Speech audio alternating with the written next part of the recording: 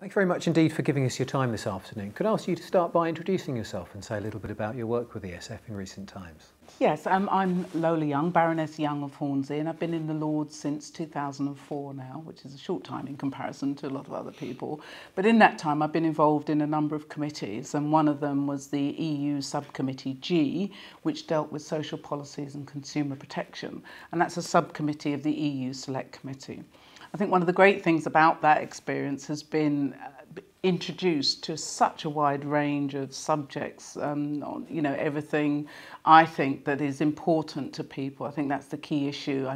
I guess a large number of the public will think, what's the European Union got to do with me? But the kind of subjects we used to deal with in that committee, and which have now been spread around through other committees, has been very important in actually some of the areas in which it's touched people's lives, and the European Social Fund is absolutely one of those. So what role does the House of Lords EU Committee play specifically in relation to ESF? Where does it fit in? Well, overall, the House of Lords has a European Union Select Committee, and on that committee sit a number of peers, many of whom are chairs of the subcommittees. We currently have 6 subcommittees. We used to have 7, now there's 6. And so what happens is that all the material that comes in from the European Union, the directives, guidelines, memorandum and so on, go to the Select Committee, and everything is sifted there to sort through and see which committee the subject's going to be allocated to. And whilst I was on the Subcommittee G, we were responsible for doing really quite a major inquiry into the operation of the European Social Fund. What we wanted to get at was to see how effective it was, to see how well it was working, and the extent to which some of the ideas around its future, we wanted to test some of those out. We also wanted to see how it would work on the ground, and we were lucky enough to have that opportunity. So you've had the opportunity to see ESF both from the point of view of the inquiry at a strategic level, but also in individual projects. Do you see it as operating differently then from mainstream programmes?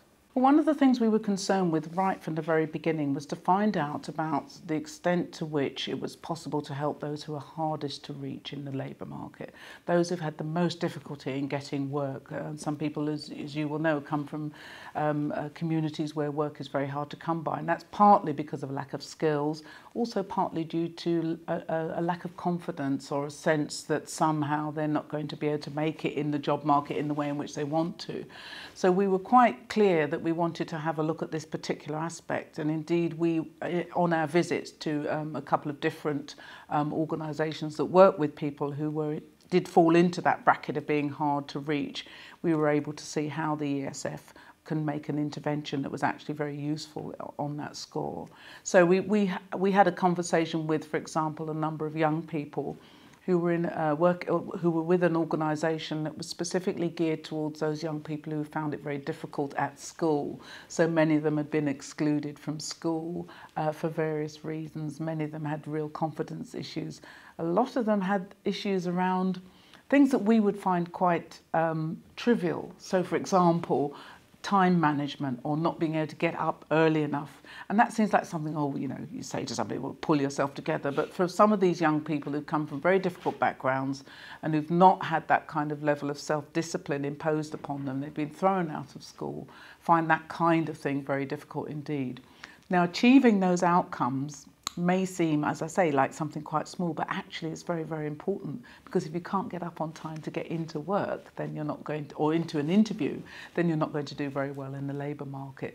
So with some of those young people who were starting that far behind, that was an absolutely crucial intervention. And likewise, I think with some of the people with disabilities, some older people, a question of confidence.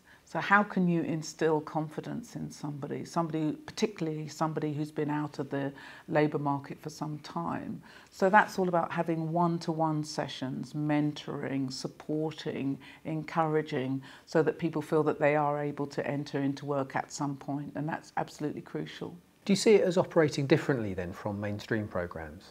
I think that work is different, yes, and a number of the participants pointed that out to us, because what they were saying was that with other agencies they didn't get that one-to-one support. That was absolutely crucial. I think particularly for some of the young people that we spoke to, many of them lacked in their lives that's somebody who was like a mentor, or somebody who was constantly sort of encouraging them to go beyond what they thought they could do. So I think in that respect it's absolutely essential. I think it's also useful to be around other people in that sort of sense of, okay, you know, we're here together, we have similar issues, and so that there was that cross-fertilisation, that sort of discussion.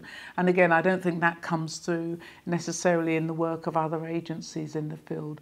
And also my understanding is that certainly at the point where the clients, as it were engaged with the projects, there was much less bureaucracy to overcome than there would be with some of the other government and state agencies. So ESF is really qualitatively different. That's right, and I think that the qualitative thing is an important issue too, because when we're looking at those kinds of things, building confidence, building self-esteem, getting people to keep time, actually those aren't the kinds of outcomes that do well on a more quantitatively based assessment of the effectiveness of the ESF. So one of the things that we wanted to recommend was that those so-called soft outcomes were taken much more into consideration when judging whether a project had been successful or not. So soft outcomes, the sort of thing that you're talking about there, do you think that's really being recognised? Well, I think it's something that's quite difficult for agencies to recognise, because what they want is something where you can tick a box and put a number in. So I think there's still persuading to be done along those lines, but I do think there is a shift towards recognising the importance of those kinds of soft skills, those kinds of soft outcomes that are necessary. Because there's no point in sort of lining up jobs for people if the people who are going for those jobs don't have the confidence to fulfil the what's required of them. Is soft the right term to be using, do you think? No, I don't. I hate it. I hate that use of the term, because it feels like it's kind of floppy and inconsequential, whereas in fact it's really important, and it's always pitted, of course, against hard skills, which is again a little bit macho actually. So I don't like that kind of metaphor, but until somebody comes up with something that's more appropriate and works better for us, that's why I've been using it.